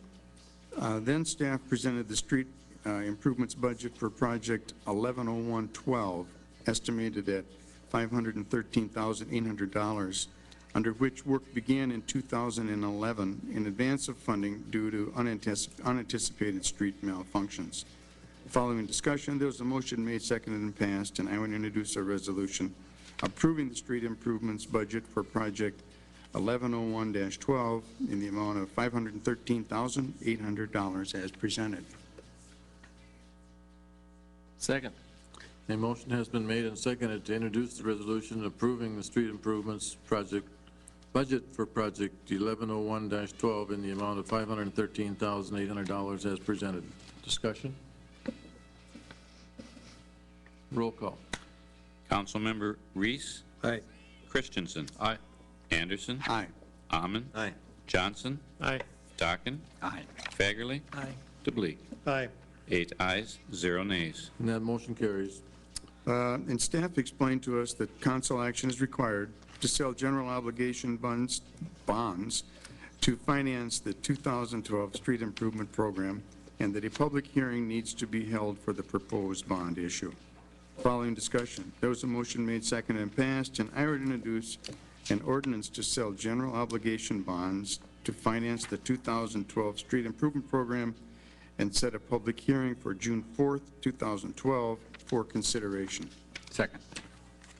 A motion has been made and seconded to introduce an ordinance to sell general obligation bonds to finance the 2012 street improvement program and to set a public hearing for June 4th, 2012 for consideration. Discussion. And that's just a motion, am I? Standard motion. All those in favor say aye. Aye. Aye. Those opposed say no. That motion carries. The next item was an update on the 2013 budget process. Administrator Stevens reported that initial calculations show 2013 projected revenues are coming in flat and projected expenditures are not. Consequently, the 2013 budget schedule is being adjusted by delaying the department head presentations temporarily to allow more time to close the gap between revenues and expenditures. Areas being considered include professional services, seasonal employment, community organizations funding, overall administrative structure, and contracting for services. The preliminary capital improvement plan was also discussed, which shows capital needs over the next 5 years. That was for information only. We had one item of miscellany. Councilmember Fagerly raised a request that any city representative who attends conferences should present information obtained from those events to the council, either in writing or as a presentation during a council meeting. And that was for information only. Unless there's questions, I'd move to file these minutes. Second. Second. The motion has been made and seconded to file the minutes of the Finance Committee report for May 14th, 2012. Discussion? Councilman Christensen? Thank you, Mr. Mayor. Just a comment on Councilman Fagerly's suggestion there. I think that's a good idea. And does it take a motion or something, or is it just, can we expect that to happen from now on? I don't think you need a motion to do that. I mean, staff and department directors can provide those reports to me, and I can forward them on to council. I don't think it requires any official council action. Okay. I mean, if there's something that strikes somebody's interest as desire to have more information about, you can certainly communicate with me, and we can look to see if that's worthy of a presentation at a committee meeting or council meeting. That would include, he says, city representative, including council members who attend seminars or whatever. Yeah, I would assume that would also include council members who attend workshops and such. I mean. Okay. Yeah. Thank you. All those in favor? I'm sorry, Councilman DeBlee. Does that also include municipal utilities and hospital staff that attend conferences? I don't think that was, I don't know if that was Councilmember Fagerly's intent. When at the committee meeting, I think it was to discuss just city council, or to discuss city employees and such. And, you know, again, we have city employees that attend a lot of kind of routine and day-to-day training. I wouldn't think that would fall into this category, you know, but, you know, certain workshops. I mean, I've attended the International City County Managers Association and can given a report on that, and those types of conferences is what I'm assuming that you're interested in. I'll just say it came about because I was talking with the mayor a few weeks ago, and he said he was in Washington, D.C. and talked to Senator Franken. Sure. So it'd be nice to hear what he did out there and what the citizens of Willmar paid for the information. I think Councilman DeBleek was out there too, and now you're going to, what's it, Washington or Seattle? Seattle. Okay, in a couple of weeks. Charlene was at her convention organization. Police chief was up at his here a few weeks ago. I'd like to hear what's going on there and what we're getting for our money. Sure. You know, if it's the regular staff that's going for continuing ed, I don't believe it's necessary, but department head, supervisors, mayor, sure, and council. Yep. We have no problem doing that. Okay. Thank you. Thank you, Rick. I think I can see Councilmember Fagerty's concern there, but both the incidents where I and the mayor attended the conference in Washington that was paid for by the municipal utilities, and we did give the Utilities Commission a report on that conference when we returned. So that's part of the utilities minutes, which was given to the council. Any further discussion or comment? All those in favor say aye. Aye. Those opposed say no. That motion carries. Public Works Safety Committee report for May 15th, 2012. Councilman Reese. Thank you, Mr. Mayor. First item on the agenda was our watershed management plan that we received from Bar Engineering, and as you know, that they presented it at our council meeting on May 7th. And it was a recommendation of staff that the city adopt the plan in order to use it as the city's official guidance document for stormwater management. The Stormwater Task Force and Willmar City Council will be receiving a copy of the plan in its entirety.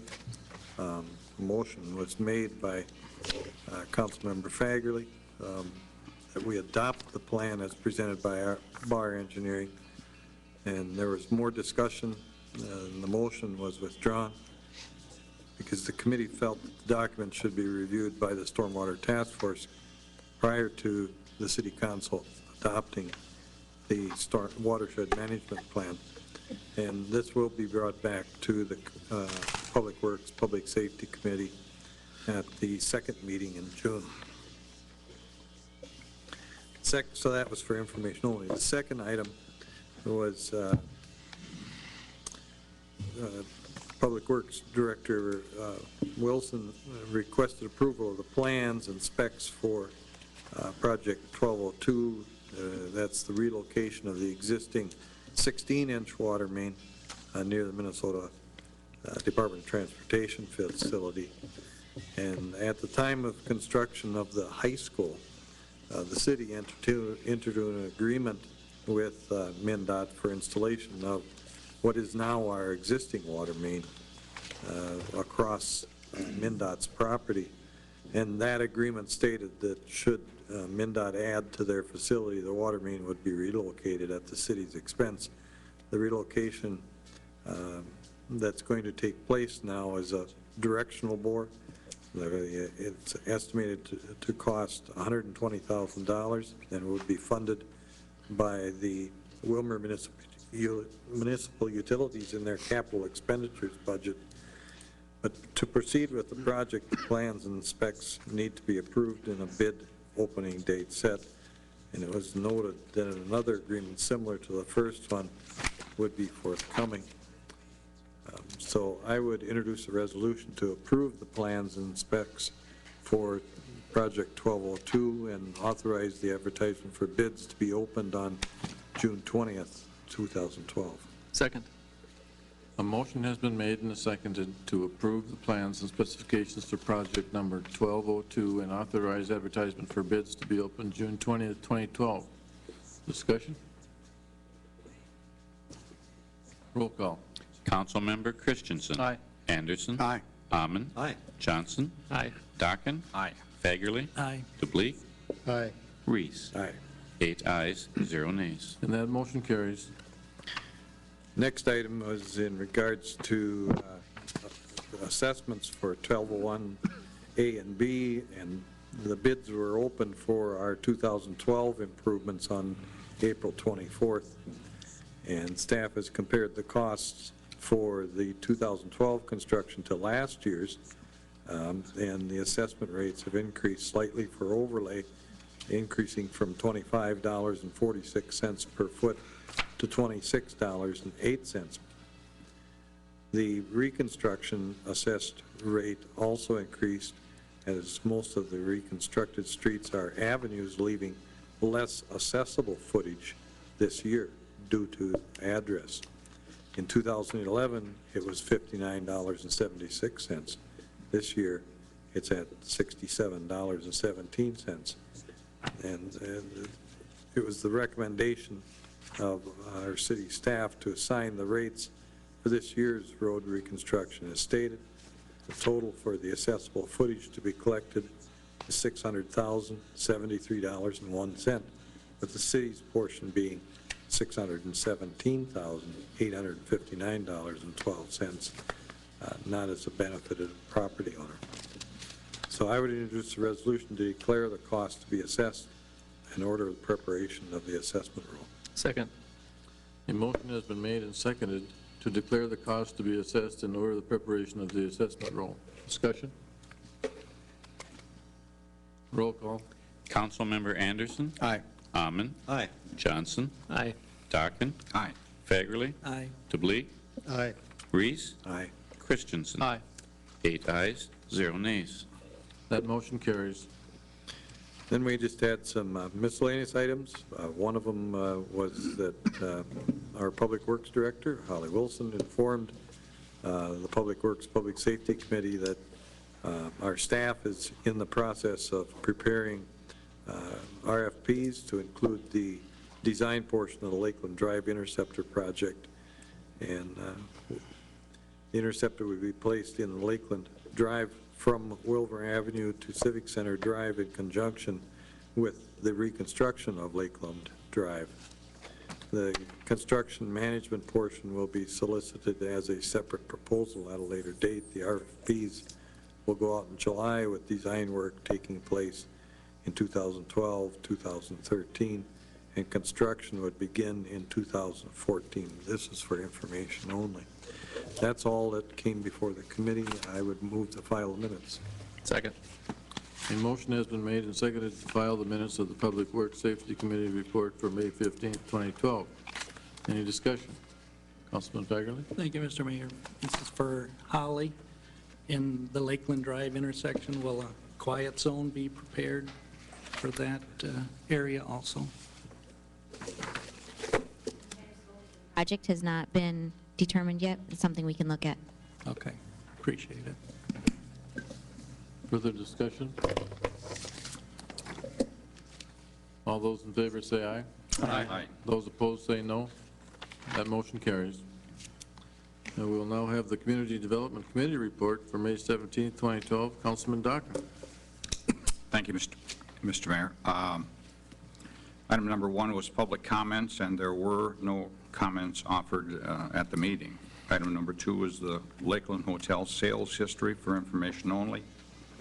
City Administrator Stevens reviewed the history of the Lakeland Hotel owners. The current appraised value of the property is $449,000 with $12,000 annual property taxes.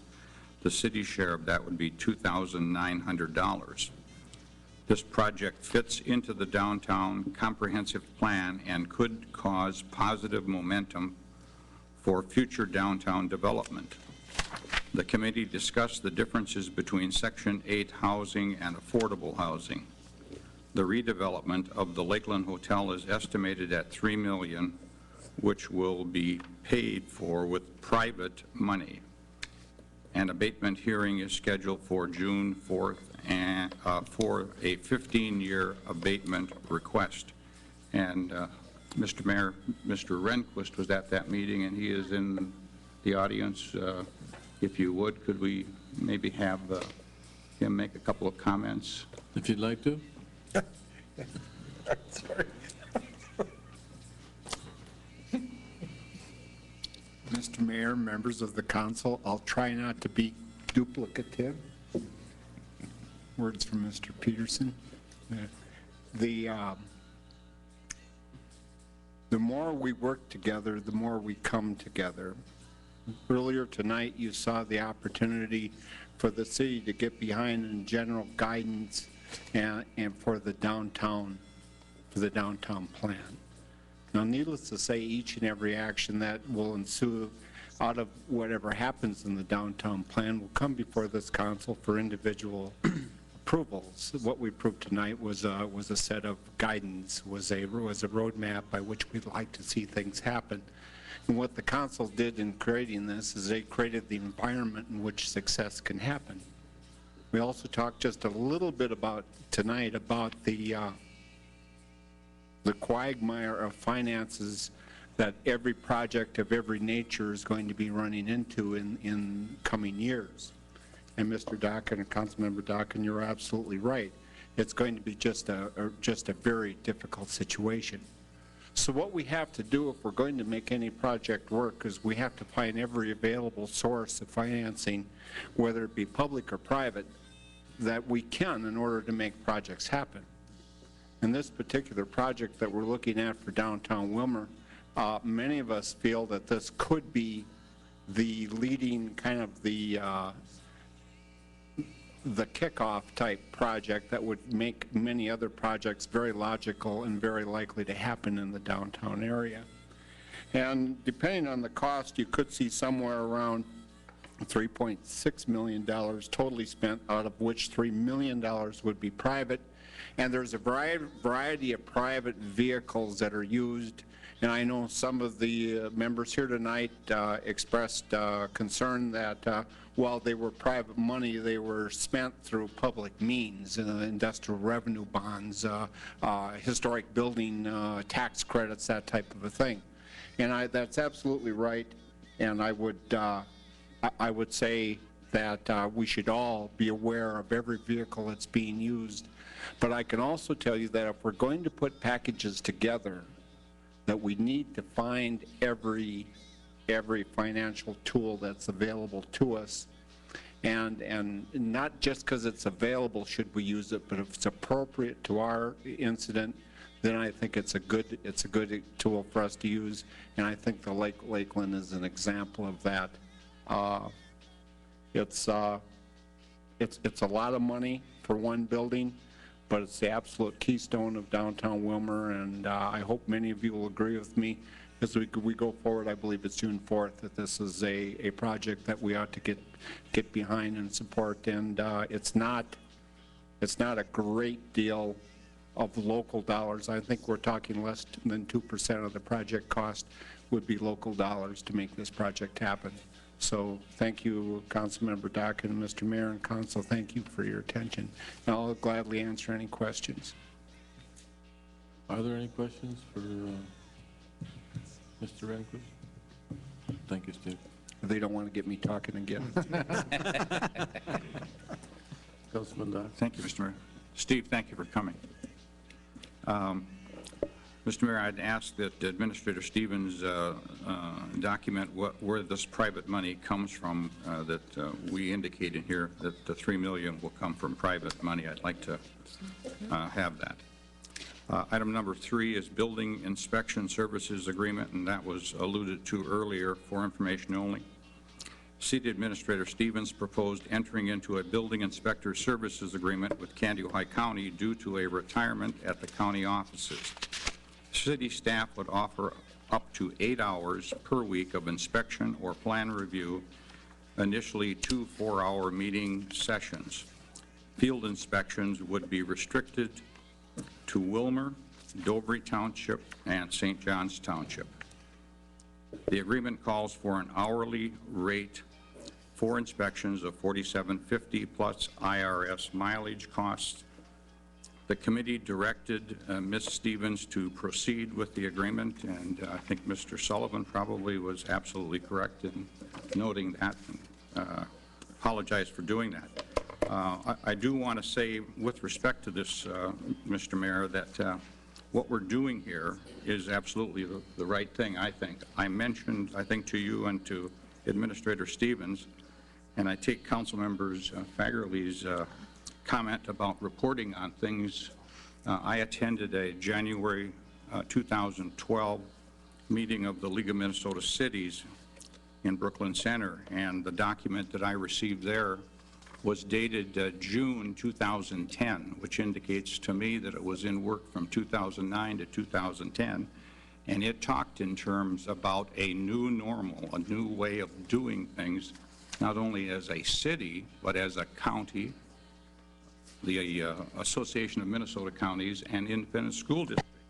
And one of the things that this document, again, that came out in 2010, indicates that we should be doing something like this. We should be working together as a city, as a county, and as a school district. We don't all have to have duplicate positions. And so, again, the Association of Minnesota Counties document is called MAGIC, and it stands for Minnesota Accountable Government Innovation Collaborative Act, and it deals with realigning how we do government services. And so, Rick, I think you're right. We probably should be doing that more often. Item number 4 is the Islamic Society Conditional Use Permit requirements, and this is for information only. City Planner Sauer reviewed the progress to date with the status of the Islamic Society purchase of the Lafayette School property. The parking plan has been approved by Public Works Director Holly Wilson, and construction has begun. Councilmember Christensen asked why sprinkling of the building is required, as it wasn't needed when the facility was used as a daycare. Ms. Sauer informed the committee that it was due to an occupancy change. Additional clarity was requested in the findings between exterior and interior amplified noises. Item number 5, Planning and Zoning Discretion Pyramid, for information only. The Planning Commission Chair attended a government training service planning seminar and remitted the planning and zoning discretionary pyramid. The committee discussed the various aspects of the pyramid.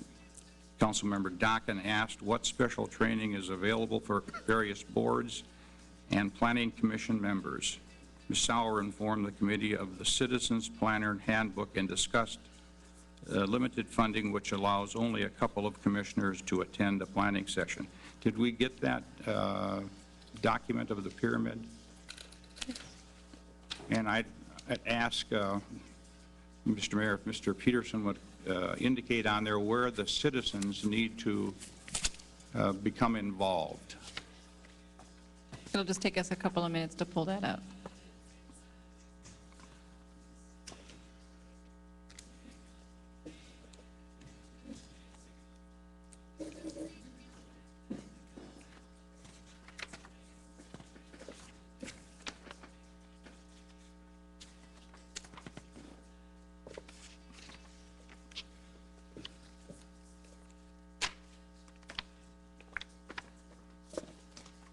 The beauty of technology.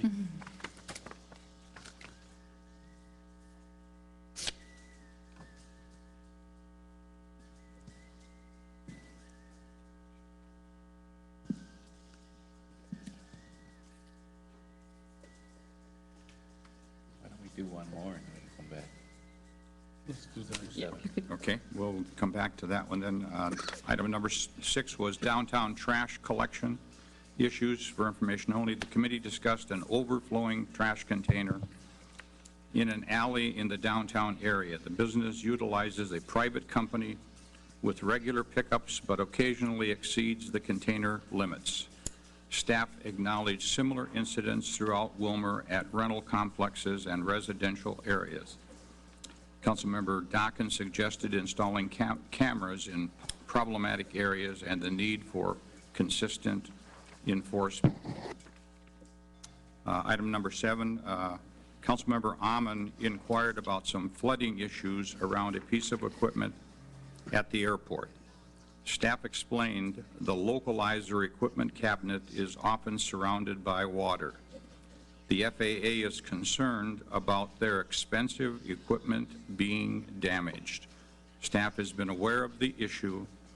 However, the tile outlet is higher than the area being flooded, and the easy fix of discharge to the ditch is not feasible due to agreements with the abutting property owner to not increase the ditch water. Staff had requested funding for tiling improvements for 2012 and was not funded. They have requested it again for 2013. Chair Dockin suggested discussing the matter further at the Airport Commission meeting. Mr. Mayor, can we go back to this? Please do.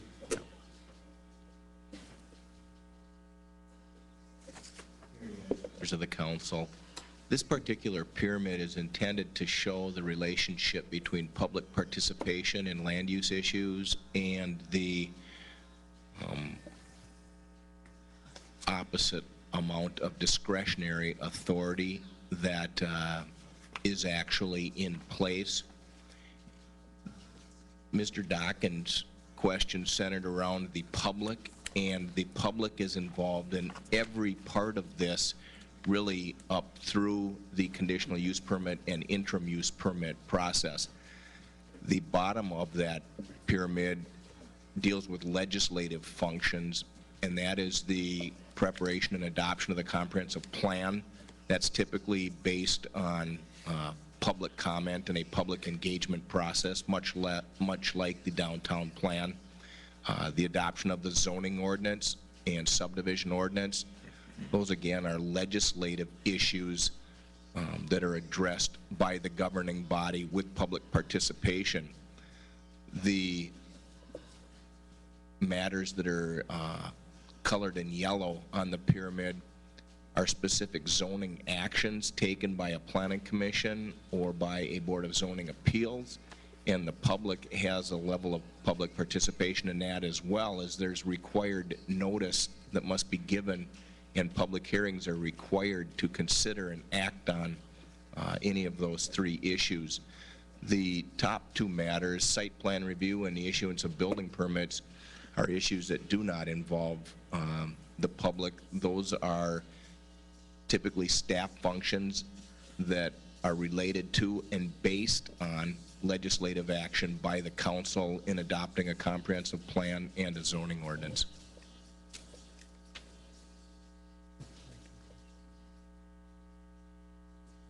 questions? No, those questions are you finished with the report? If there are no questions, I would move to file these minutes. Go ahead, Councilman DeWitt. I'd like to go back to item number 3. Yeah, I can, That item was brought up by a citizen here earlier that sure, I can we speak. maybe should have a motion. I can speak to that. At the time that I brought that item up, we were looking to get, the Candy-Ojai County came to the city of Willmar looking for some assistance with their inspection and plan review services, and looking to do those on a, on a kind of an as-needed basis. They are behind right now because of their retirement, and so we looked at approximately 8 hours a week being spent. We don't have the agreement in front of us and did not for the community development. What I was looking for from the community development committee was the general consensus that we could go ahead and proceed with this. We have a good working relationship with the county, and we do need to get a memorandum of agreement in place. And I think there are probably 2 options for you tonight. You could authorize the city administrator to enter into a memorandum of agreement in these general parameters, or, and then we could bring that back. But the Candy-Ojai County, we would like to get started sooner rather than later and not necessarily delay the process any further. So what is needed here this evening? I'll make a motion that we allow the city administrator to I think enter into a memorandum of agreement or memorandum of understanding with Candy-Ojai County for plan review and building inspection services. Second. Motion has been made and seconded to enter into an agreement with Candy-Ojai County with the for plan review and building inspection services. And Councilmember Anderson has a question. Okay. Thank you, Mr. Mayor. Should that motion include the rate that you've... The rate, yeah, it should probably include the rate of up to $47.50 or no less than. Plus the mileage. Plus the IRS mileage rate. Okay. Okay with that? It's a motion. And it is a motion? I think you can do that with a simple motion. Councilman Tigerman? Thank you, Mr. Mayor. I just have a question. For the townships that we're covering, is that our choice, or was that the county's? It was our choice to try to limit the geographic area, and their primary need when they met with Mr. Peterson and I was really in the plan review area. I mean, there may be at times that they do need the inspection, but their primary focus was on the plan review, at least initially, to help them catch up during their kind of peak period. I think their general preference is to try to do the inspections generally themselves, but again, they only have one full-time inspector now, is my understanding, and there also may be periods where, vacation or sick, where they would need that. But we wanted to limit, from the city of Willmar standpoint, we wanted to try to limit the geographic area so that it made sense for us, and that we could provide that. And again, in our discussions with the Candy-Ojai County administrator and staff, I mean, they understand too that the city of Willmar needs are a priority. I mean, we will try to assist them, but our needs are a priority. And again, if they don't have volume for us, we won't spend 8 hours there or assist them. I was just thinking if we could even do part of Green Lake Township around Eagle Lake and Candy-Ojai Township, just on the edge of Willmar, that where all the hog implement and that is. It's within, a couple miles of the I'll let city Mr. Peterson respond to that. I don't see that's a big issue. Perhaps in the memorandum of agreement, it won't even be necessary to define the geographic area. We made it very clear that our desire was to keep our inspectors close to Willmar and responsive to our needs. So, And I'm not sure on the building code, but is there a difference between property, building code in the city limits and rural properties, or are they the same, the county adopted? They're the same. The same building code is applied statewide. Okay. How well it's enforced is up to each individual area, different areas of the county. Some areas don't require. So they should be playing under the same rules. And yeah. Okay. And also, I think at the meeting there was a comment made by Mr. Christensen, which was a good point, that it would be a lot nicer if we had one-stop shopping for people that are doing development construction services, to have one place to go rather than 2 in the city, and for one number to call rather than 2 or 3 or 4, which we currently have in their surrounding area for building inspection services, with different inspectors slightly modifying their authority to the building code. It might simplify things, but that was discussed by Mr. Christensen. If he wants to comment on it more, I thought it was a good idea. But Lena, I'll ask you and the gentleman next to you there, does any of this need to be into the motion at all that we talked about? No. I don't, I think, well, I think the motion that you made with the authorizing the rate and the agreement, I think is sufficient. But I'll let Robert answer if he disagrees. No, I don't disagree. I think that's sufficient. One point of clarification I guess I have is, would the memorandum of understanding then return to the council for approval, or would you just execute it consistent with the terms explained tonight? The most I guess my request to the council again, and this is sort of for expediency on the county's behalf, is that it not return to the council if it can be negotiated with, if those terms are acceptable to the county. Is that all in the motion? That would be the intent of the motion, yeah. That's what I thought you said. Mhm.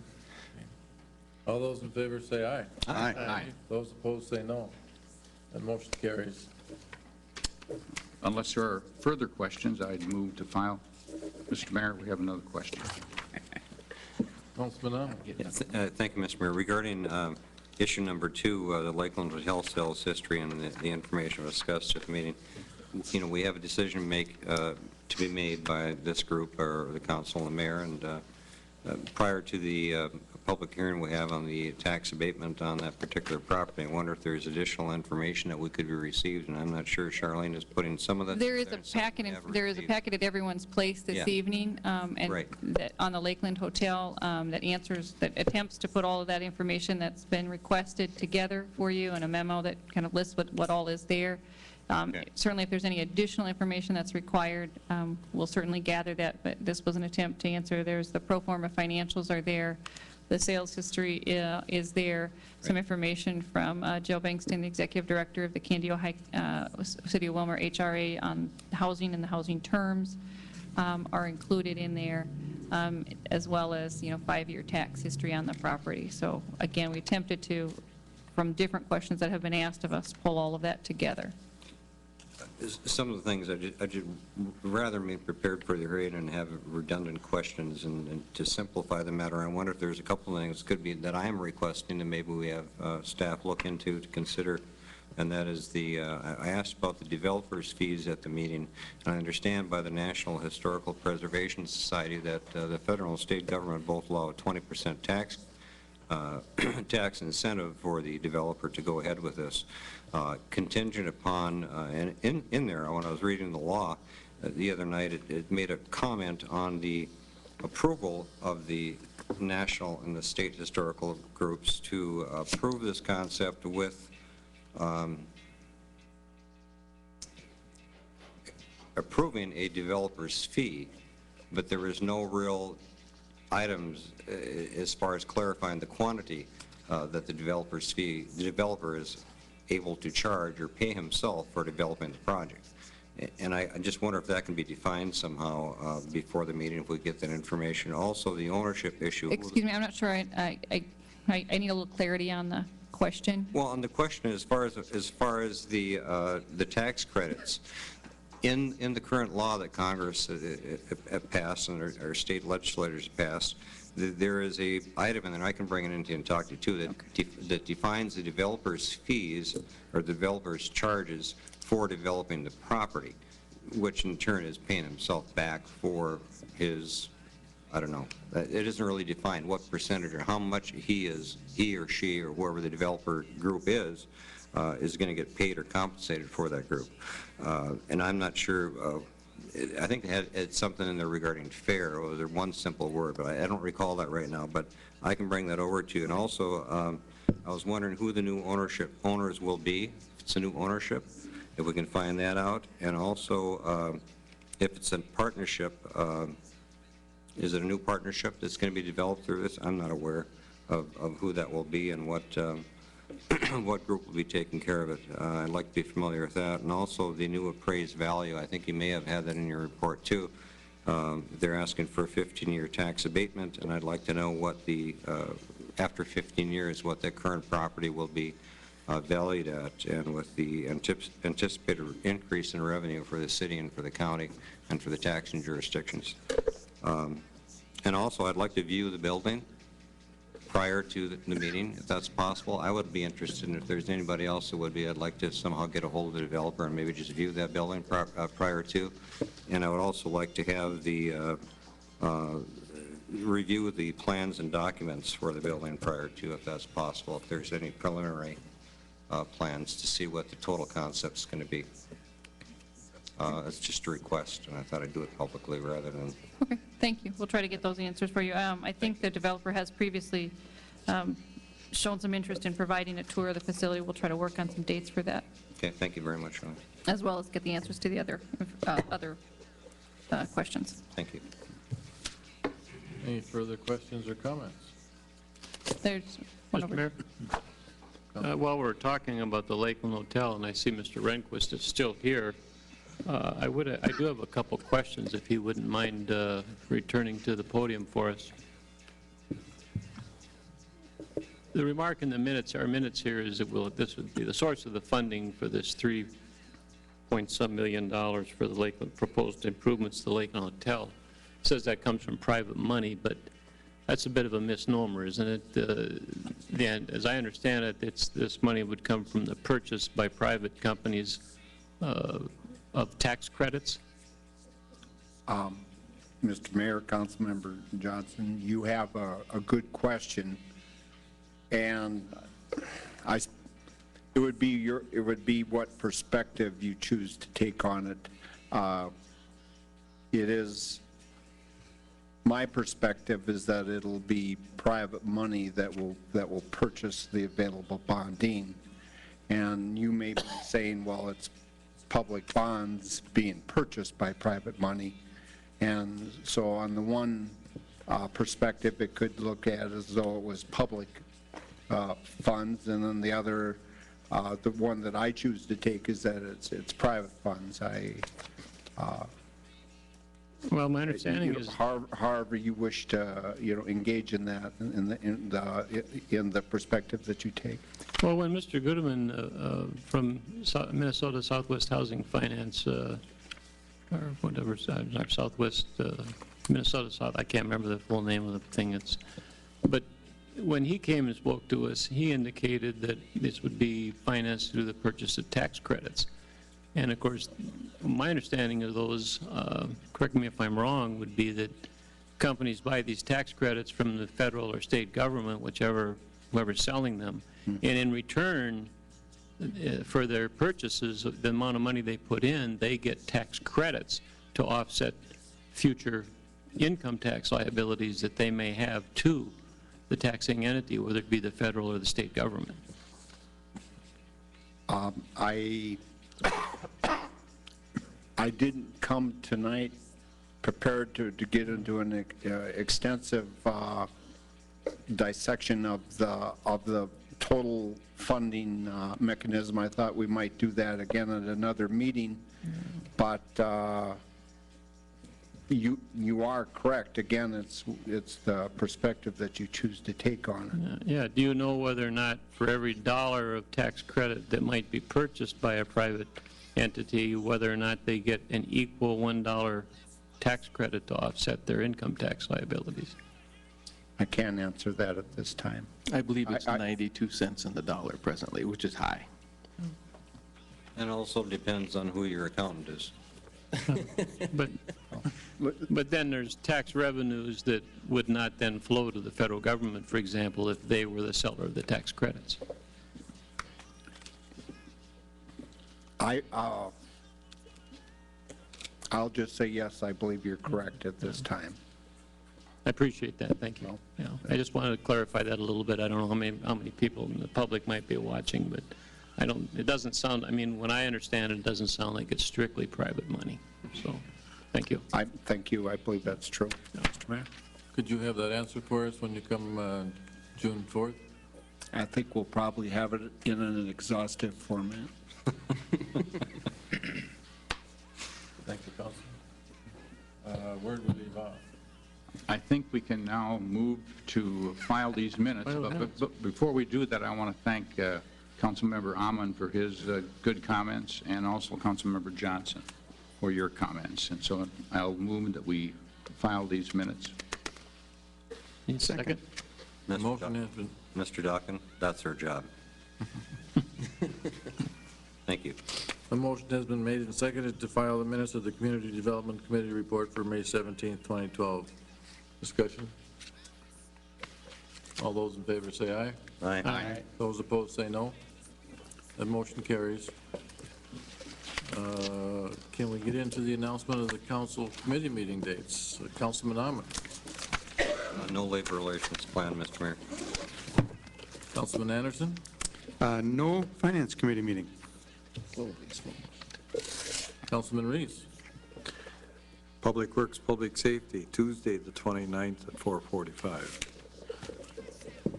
And Councilman Docker. The 30th, I would assume, 4:45.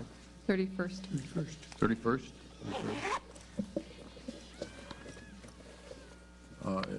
Is there any miscellaneous? I just would remind the City Council of the special meeting you have this Thursday, May 24th at 4:45 regarding the city charter Thursday, May 24th at 4:45 at the City Hall. at City Hall.